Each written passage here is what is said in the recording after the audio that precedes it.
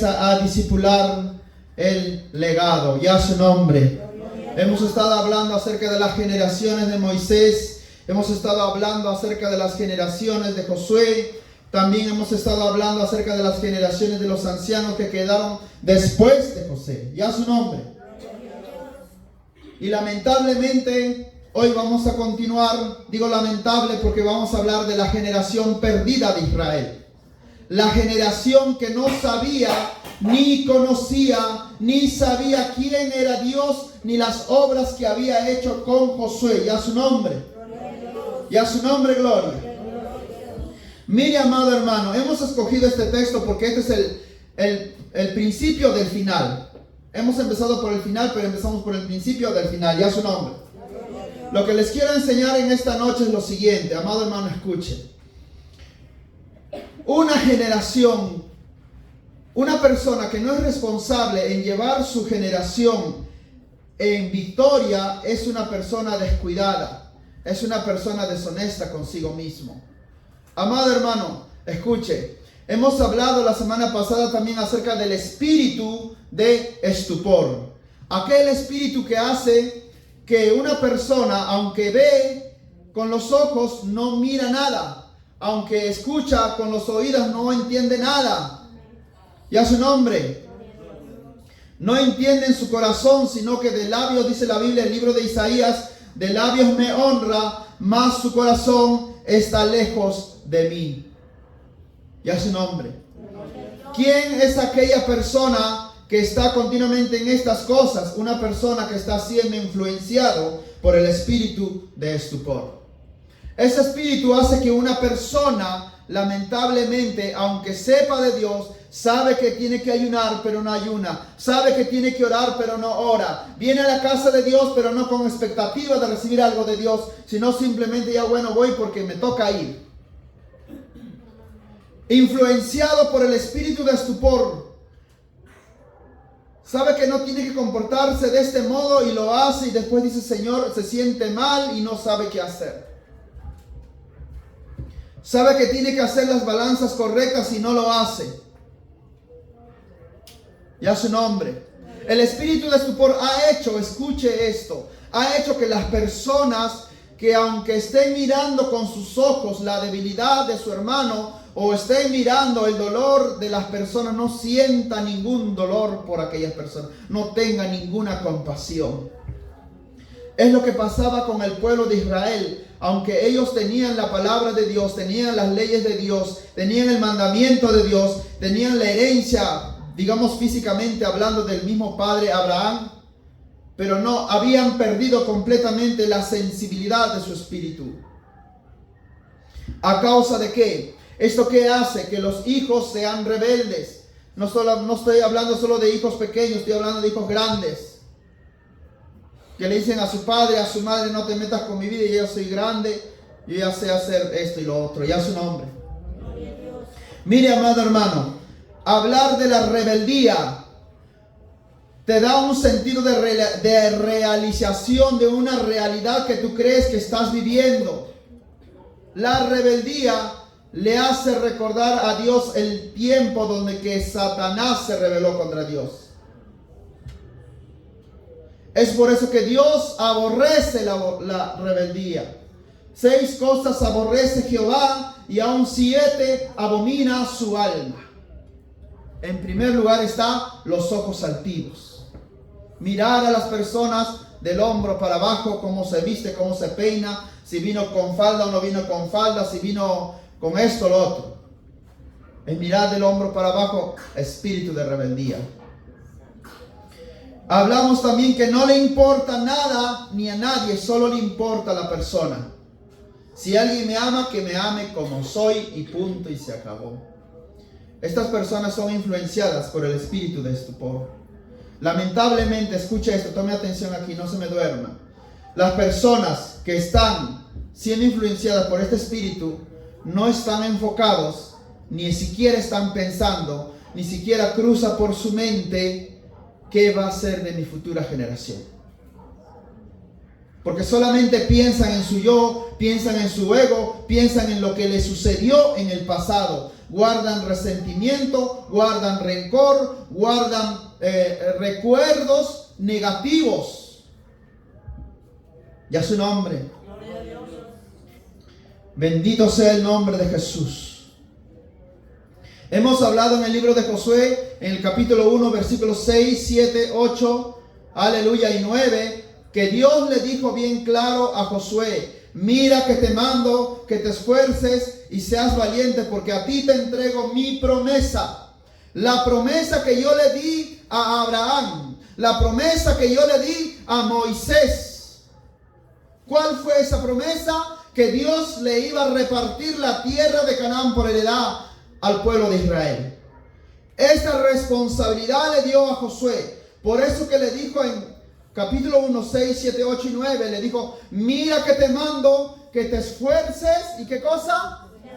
Porque el temor siempre va a invadir tu corazón y tus pensamientos.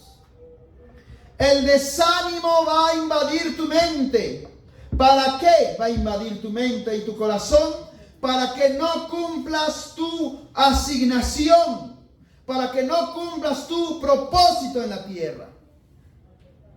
Estamos en una lucha continua, amado hermano y hermana, en contra de ese espíritu, en contra de ese espíritu que trae tres cosas, hemos dicho la semana pasada: distracción, entretenimiento, placer, respuestas inmediatas. Ya su nombre.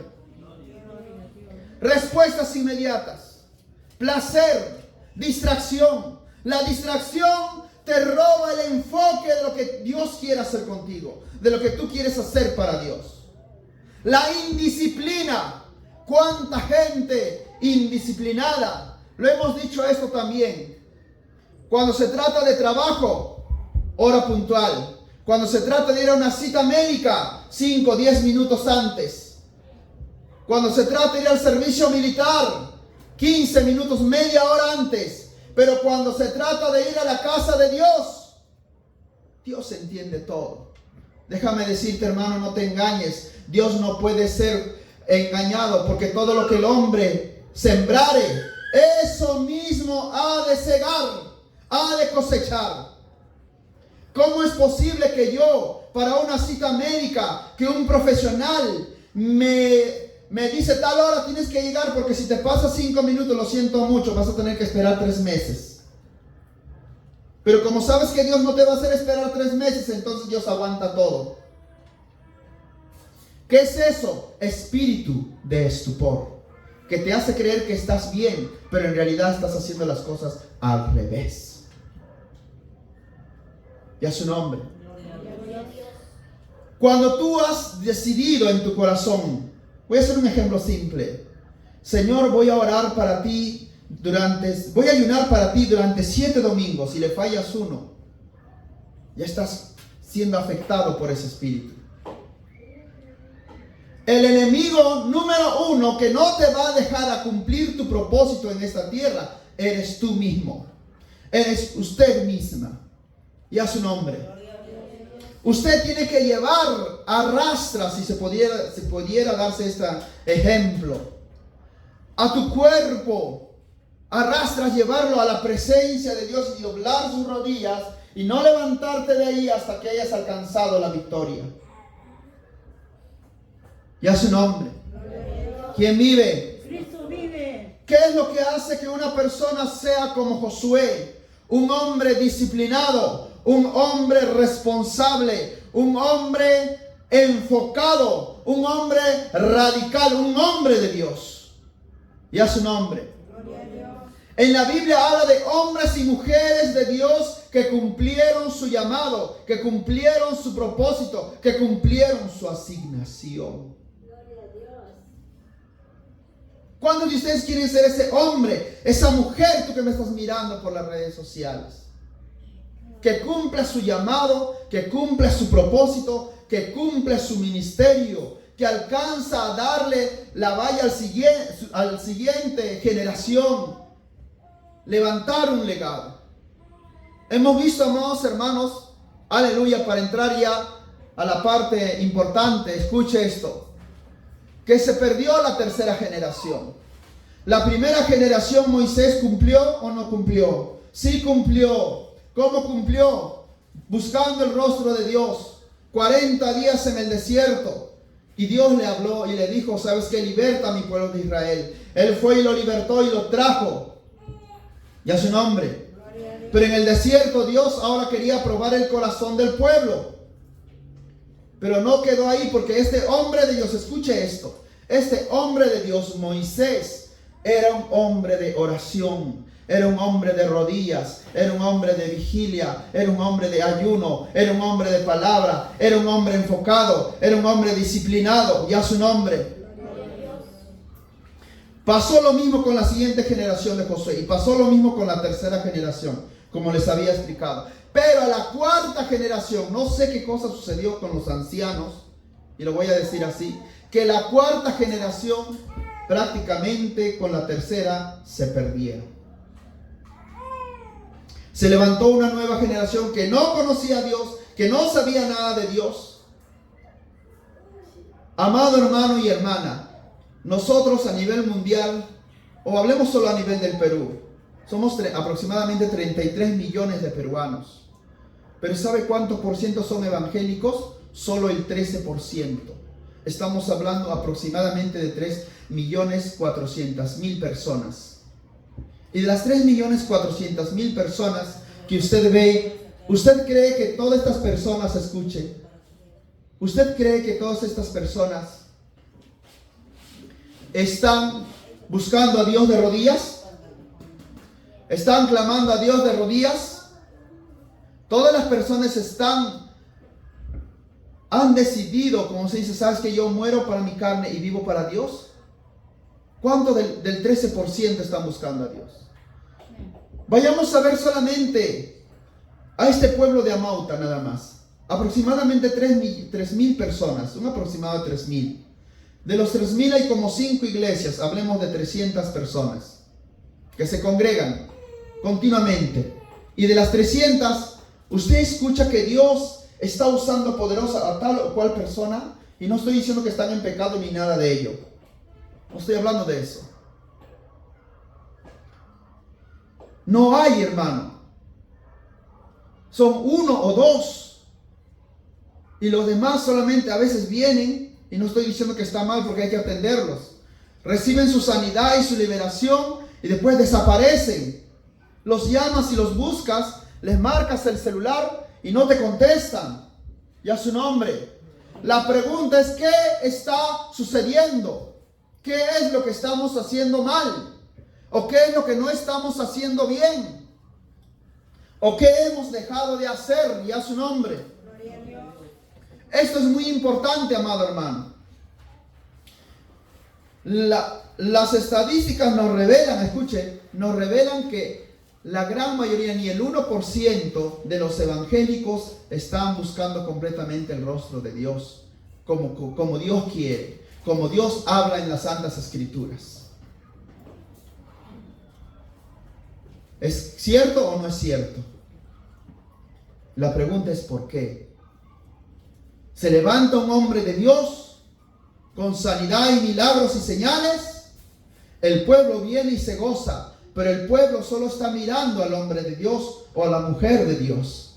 Pero el pueblo no viene a buscar, no viene a pagar el precio para su siguiente generación. Solo se deleita con la unción que Dios está usando a ese hombre de Dios, a esa mujer de Dios.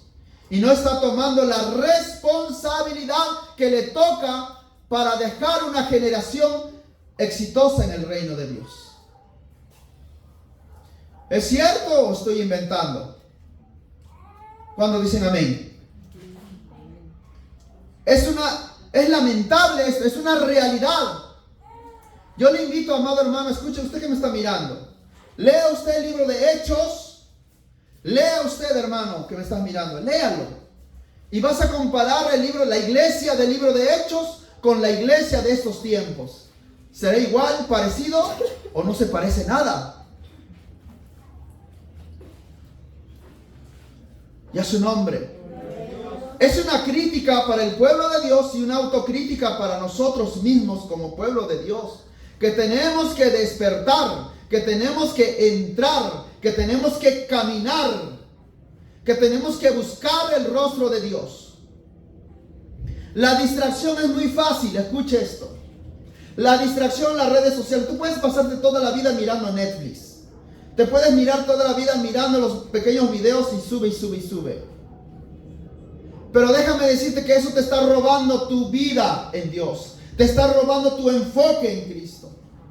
Te está robando el tiempo mientras que tengas que estar doblando rodillas. Estás más pasando el tiempo toda la noche. No puedes dormir, pero estás mirando redes sociales. ¿Te gusta pasar más el tiempo en el celular? ¿Te gusta pasar más el tiempo en la televisión? Y mientras que tu generación no sabe, ni conoce, ni quiere saber nada de Dios. Cuando tú seas más anciano, tu generación, los hijos que le nacen, que le van a suceder, peor ni van a saber nada de Dios. ¿Dónde estás dejando tu generación? El hijo, la hija que está a tu lado, por favor, tómeme atención, no se me distraiga. Ya su nombre. Su hijo o su hija, ya le estás enseñando, usted que me mira por las redes, ¿le estás enseñando a orar? ¿Está orando, está doblando rodillas contigo? ¿Le estás enseñando a buscar el rostro de Dios? ¿Qué es lo que estás haciendo? Cuando viene a la casa de Dios, ¿viene a jugar o viene a escuchar el mensaje de salvación?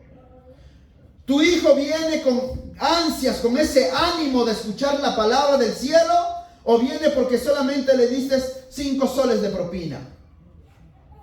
Porque le chantajeaste con algo y por eso vino. Si no, ni venía ni se acercaba. Ya su nombre. ¿Quién vive? Estamos en tiempos, amados hermanos, donde que hay una nueva generación que está naciendo. Pero esta generación no sabe absolutamente nada de Dios. Una generación que no le gusta orar. Una generación que no le gusta ayunar.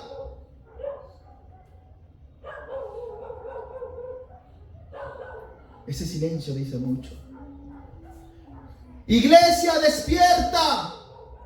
Métete al río de Dios. Entra a buscar la presencia de Dios. Ya su nombre. Nosotros vemos, amados hermanos, obediencia. La obediencia va a hacer que una persona alcance su propósito en Dios. ¿Cómo puedes tú, escucha esto, cómo puedes tú llevar tu generación a ser un éxito en el reino de Dios si no conoces primero tu ministerio? No conoces tu legado, no conoces tu asignación. ¿Cuántos saben que todos tenemos un propósito en Dios? Levante su mano. Para que ese propósito se cumpla, hermano, escuche, tienes que recibir tu asignación.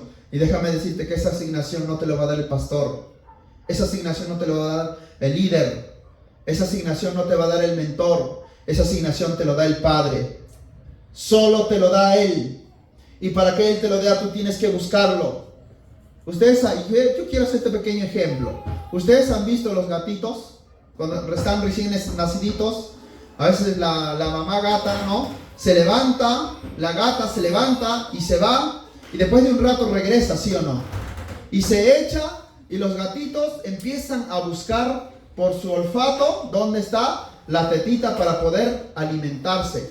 Pero no ven absolutamente nada. Déjame decirte que así es una persona cuando recién empieza a buscar el rostro de Dios. Tómenme atención al fondo, por favor. Así es una persona cuando recién empieza. No sientes nada, no sabes qué sucede, crees que Dios no te ha escuchado tu oración. Ya su nombre. Te levantas y hasta te vienen muchos pensamientos de duda a la mente. ¿A quién no le ha pasado eso? Levante la mano. Ya vas orando un día, 2 días y sientes que no sucede nada, 3 días sin nada, 4 días sin nada. Pero déjame decirte que interiormente Dios está empezando a cambiar tu temperamento a un carácter, al carácter de Cristo. Y a su nombre. Las cosas del mundo empiezan, ya no te llaman la atención. Esas peliculitas románticas o películas de comedia que aparentemente no son malas, ya para ti te es un pecado. Y empiezas a dejarlo. Quieres más de Dios, empiezas a amar más a Dios. ¿Qué es esto? La obediencia. La obediencia es la realización de lo que se manda. ¿Quién manda? Dios. Escúchame, Jeremías. Dios manda y uno acata esa orden. Amén. Lo que se rinde al superior. Nosotros tenemos que rendirle al superior, a nuestro Padre, obediencia. Tenemos que rendirle temor de Dios. Tenemos que rendirle respeto y sobre todo reverencia. Y a su nombre. Tenemos que rendirle reverencia. La obediencia garantiza la presencia de Dios en tu vida, garantiza la presencia de Dios en tu trabajo, garantiza la presencia de Dios en tu casa. La obediencia, escuche esto. Dios no le dijo a Josué, llénate de la unción y vas a tener éxito en todo lo que hagas. No le dijo. Le dijo, mira que te mando, o sea, sé obediente en meditar mi palabra día y noche. Medita mi palabra día y noche. Solo te digo esto, medita mi palabra día y noche. Yo les pregunto, ¿a la gente ahora le gusta leer? Ni los niños ni los estudiantes no les gusta leer. Copia y pega, ¿sí o no? Ni le sacan los numeritos, ni la referencia, nada, con todo lo mandan. Y mucho menos van a leer la palabra.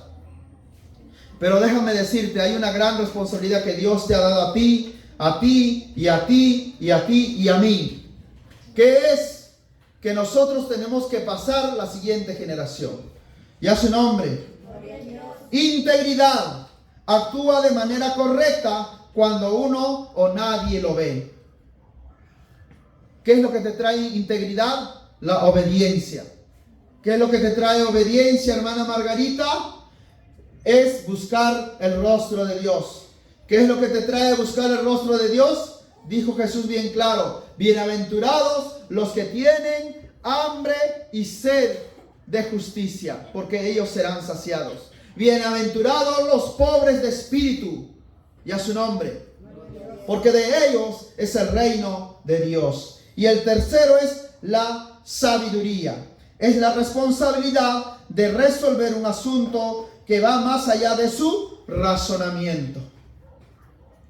La razón de nuestra mente, amado hermano, te va a jugar siempre, hermana Julia.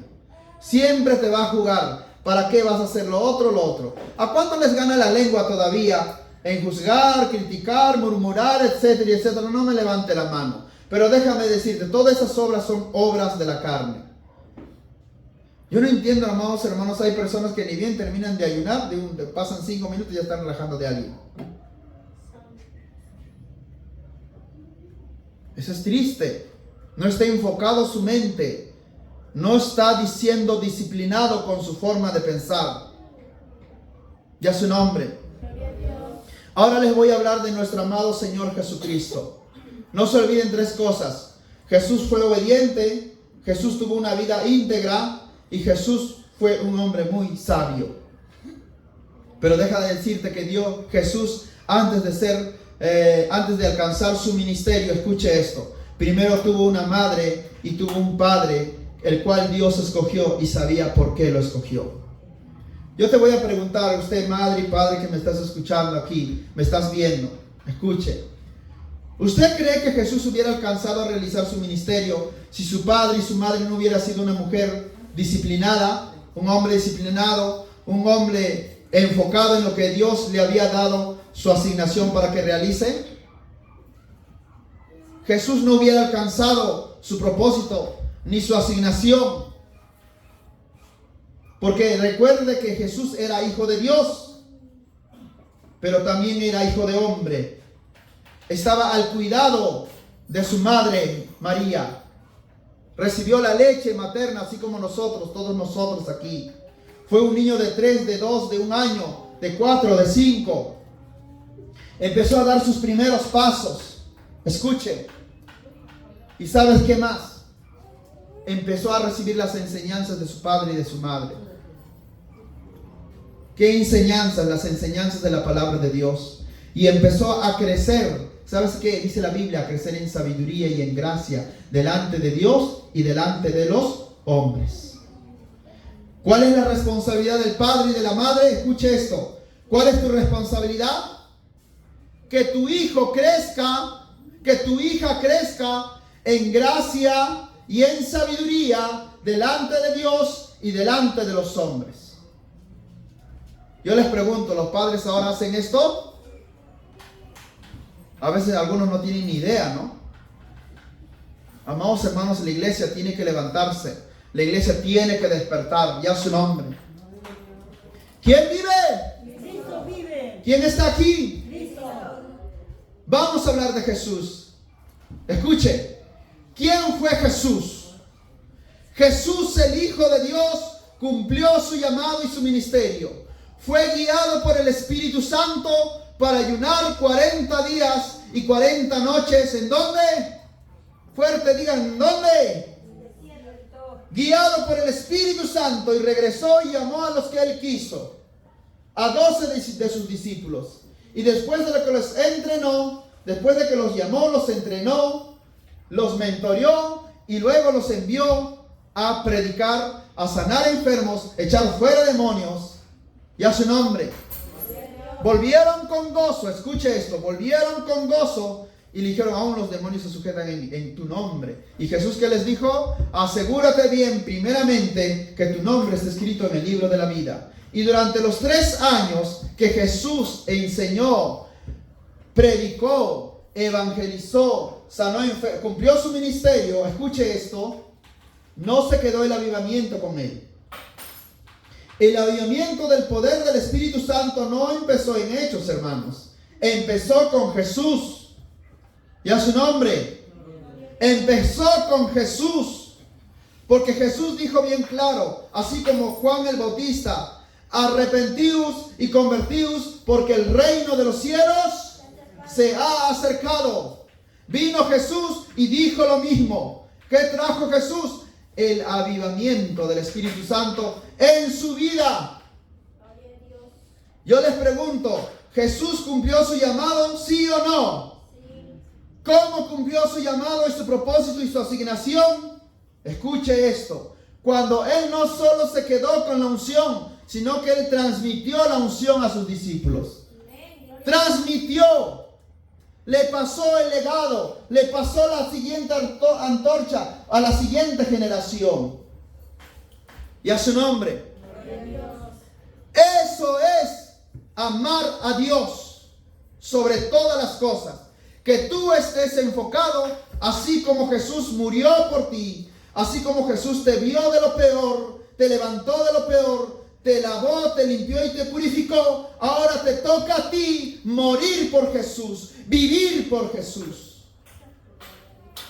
Para que tu siguiente generación no se pierda, sino que sea una generación de vencedores, una generación de guerreros, hermana Margarita.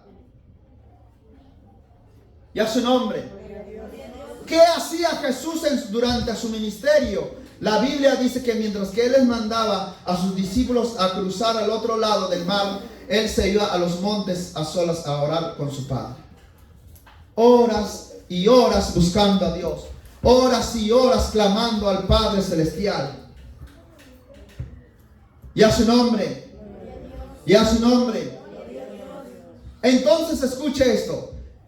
El gran poder del Espíritu Santo no se quedó solo con Jesús, sino que Él dijo, no se vayan de Jerusalén hasta que haya venido sobre vosotros el Espíritu Santo. Déjeme decir esto. Usted tiene el Espíritu Santo dentro de su corazón, dentro de su ser, porque todo tu cuerpo es el templo de Dios. Diga, mi cuerpo es el templo de Dios. Y yo soy el templo de Dios. Pero el Espíritu, antes que Jesús ascendiese, les dio el Espíritu Santo a sus discípulos. Dentro de ellos.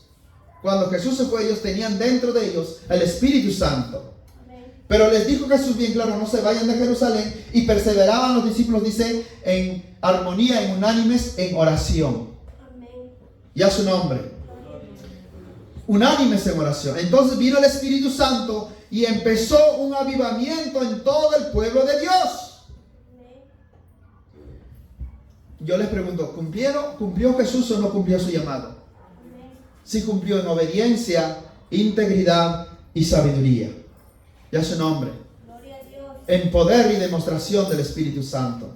Ahora, esto le hago este ejemplo hacia usted y hacia mí y a todos los que nos están mirando. Escuche. Mi responsabilidad como hijo de Dios, su responsabilidad como hijo de Dios, es hacer lo que Jesús hizo por ti. Porque de tal manera amó Dios al mundo que ha dado a su Hijo unigénito para que todo aquel que en Él cree, esa palabrita, aquel que en Él cree, esa palabra cree, significa todo aquel que se rinde a Jesús, todo aquel que se humilla delante de Jesús, no se pierda, mas tenga vida eterna. Y a su nombre. Y a su nombre. El siguiente, escuche esto. Mas Dios muestra su amor para con nosotros en que siendo pecadores, ¿qué cosa? Cristo murió por Josué. Cristo murió por Abigail. Cristo murió por Pilar. Cristo murió por Sonia. Cristo murió por Victoria. Cristo murió por Romero. Y a su nombre. ¿Qué significa eso? Que yo me toca ahora morir por amor a Cristo. Y a su nombre. Puesto de pie la iglesia del Señor, vamos a orar. Vamos a darle gracias a Dios por su palabra. Vamos a darle gracias a Dios por su palabra. Y vamos a orar diciéndolo. Ore conmigo, Espíritu Santo. Te doy gracias por tu palabra que has hablado a mi espíritu, a mi corazón. Espíritu Santo, ayúdame a ser responsable con mi legado. Ayúdame a morir a mí mismo, a doblar mis rodillas, a buscarte, Señor, horas y horas, a clamarte, Señor, hasta alcanzar, Señor, que tú me des el legado, que tú me des, Señor, ese diseño, que tú me des esa asignación para cumplir el propósito que tú me has dado, Señor. Espíritu Santo, yo te pido en el nombre de Jesús que tú me guíes a ser un hombre, un varón de Dios, que ayudes a mis hermanas a ser unas mujeres de Dios, Padre. Te lo pido en el nombre de Jesús. Espíritu Santo, que en sus corazones, Señor, sea tu presencia, Señor, dándoles hambre, dándoles sed de tu palabra, sed de tu espíritu. Doblega, Señor, Espíritu Santo, sus espíritus para que te busquen, para que te pongan a ti en primer lugar. Oh, gracias, Espíritu Santo, a la gloria del Padre, a la gloria del Hijo.